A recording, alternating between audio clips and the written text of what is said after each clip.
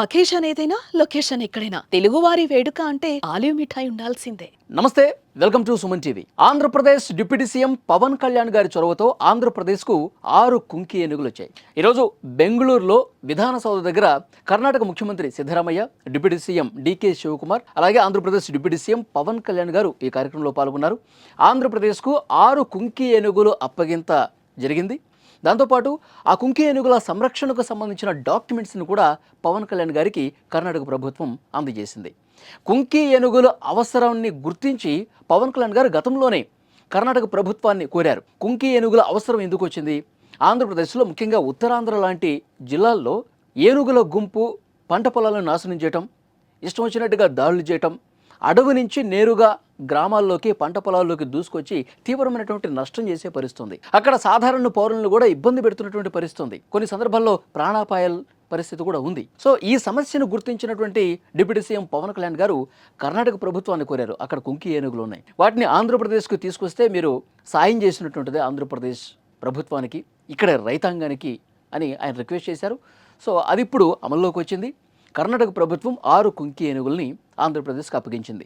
అసలు కుంకి ఏనుగులు అంటే ఏంటి, కుంకి ఏనుగులు ఏం చేస్తాయో కూడా ఒక్క నిమిషం మీకు చెప్పే ప్రయత్నం చేస్తాం.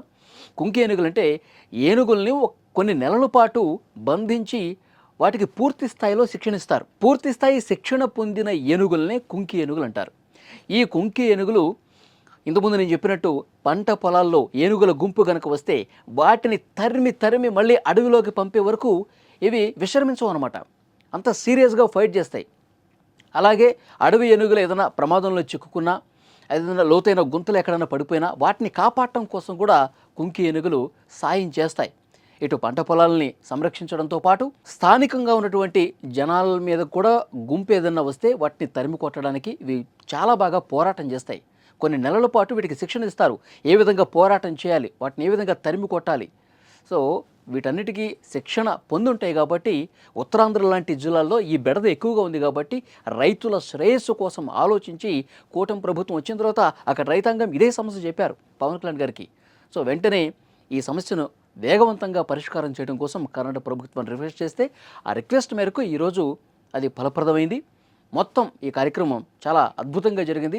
కర్ణాటక ఆంధ్రప్రదేశ్కి ఏ విధంగా సాయం చేస్తుంది, పొరుగు రాష్ట్రాలు ఆంధ్రప్రదేశ్కు ఏ విధంగా వెన్నుదన్నుగా ఉన్నాయి, గత పాలకులు ఎలాగూ పట్టించుకోలేదు రైతుల సమస్య, ఇలాంటి కీలకమైనటువంటి సమస్యల్ని.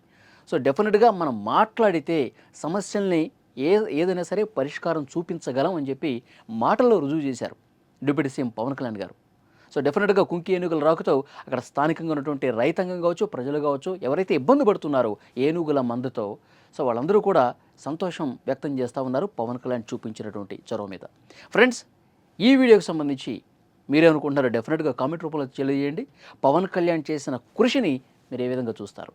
Please comment. Thank you.